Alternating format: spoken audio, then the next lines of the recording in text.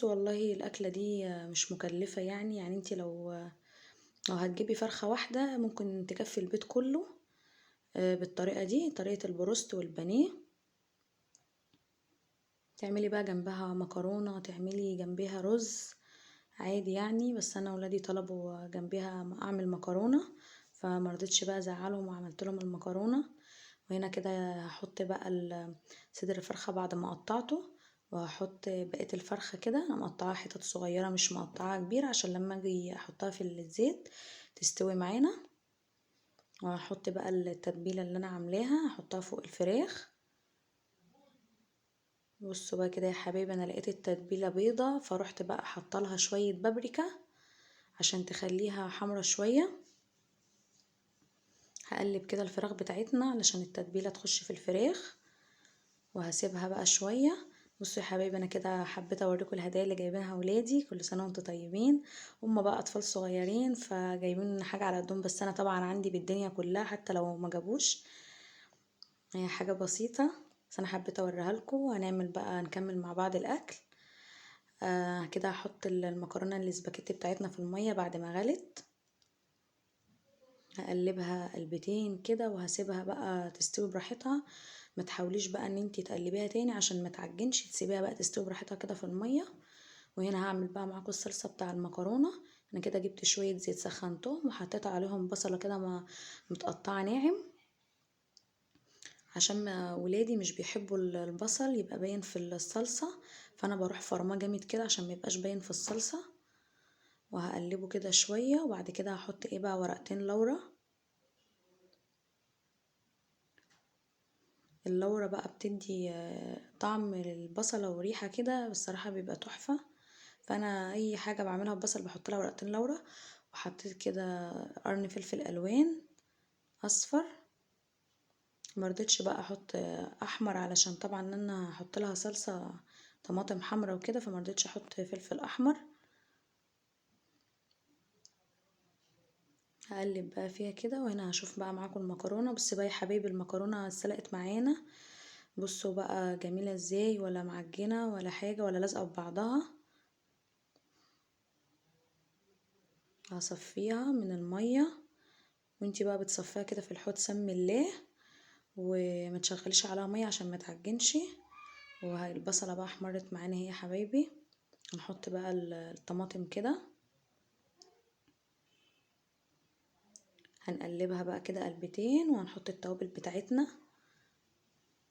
التوابل بقى اللي انتي عايزاها عادي حطها في الصلصه. انا كنت المفروض ان انا احط فصين توم في الصلصه، انا بحب على طول احط فصين توم، بس ما كانش عندي فروحت حاطه بقى شويه توم باودر مع التوابل.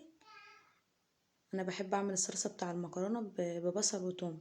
وهنا بقى هنعمل الخلطه بتاعه البروست بتاعنا.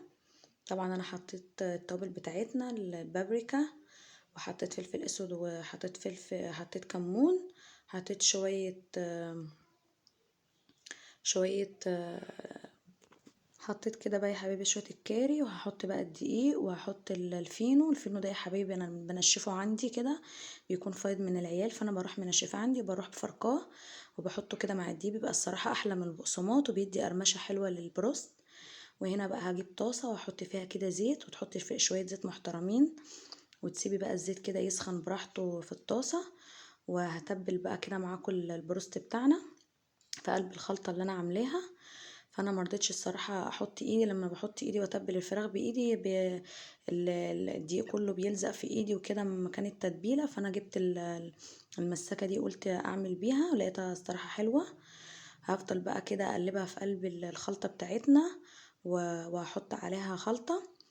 وبعد الدقيق بتاعنا ما يسخن كويس، لازم يسخن كويس علشان لما تيجي تحط الفراخ تستوي معاكي حلو. وهنحط بقى البروست بتاعنا كده في قلب الدقيق في قلب الزيت بعد ما سخن. هحط كده بقى البروست بصوا بقى يا حبايبي شكله تحفة والله. جربوه بالطريقة دي، طريقة تحفة وطعمه احسن من اللي بيتباع بره، ومش مكلف خالص. بصوا بقى يا حبايبي البروست كده بعد ما استوى معانا من الناحية، فانا بقلبه من الناحية التانية. بصوا لونه تحفة ازاي، لونه ذهبي جميل ومقرمش والله. نسيتوا اعملوه بس بالطريقة دي، بس وطي الزيت شوية عليه علشان يستوي من جوه، لما تيجي تاكليه ما يبقاش فيه اي دم من جوه ولا حاجه. بصوا بقى يا حبايبي كده بعد ما استوى من الجنبين شكله روعه والله، تحفه ومقرمش. انا كده بخبط لكم عليه بوريكم ان هو ناشف يعني مش طري.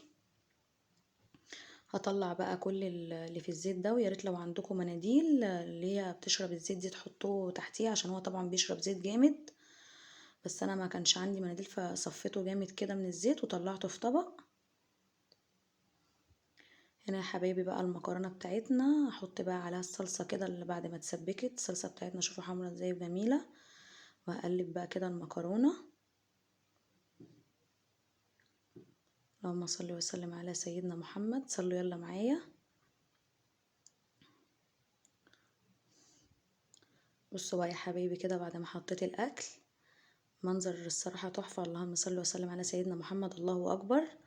عايزاكم بقى تقولوا لي ايه رايكم كده في الطريقه بتاع البروست دي. ولو محدش اتفرج على القناه بتاعتي واول مره يتفرج، يا ريت يعمل لي اشتراك ويعمل لي تعليق حلو كده وكومنت. وكل سنه وكل في الدول العربيه بخير يا رب. واسيبكم في رعايه الله يا حبايبي.